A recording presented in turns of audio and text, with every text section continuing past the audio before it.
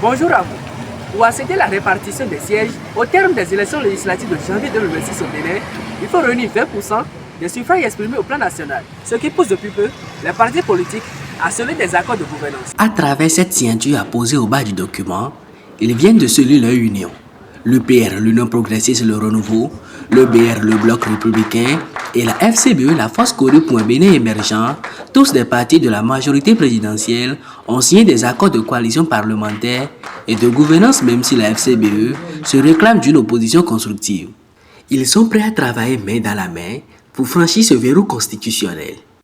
Ces accords de partenariat viennent donc conforter, le président Diobenou l'a rappelé, notre volonté, notre détermination à tous de faire en sorte que la réforme du système partisan continue d'avoir le même sens. Nous devons saluer cette porte que les législateurs ont accepté laisser dans les tests pour que, effectivement, le code ne soit pas perçu comme exclusif.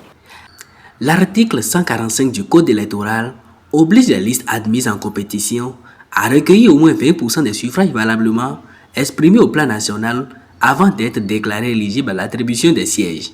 Ce quota est obtenu en divisant le nombre de suffrages valablement exprimés par le nombre de sièges à pourvoir.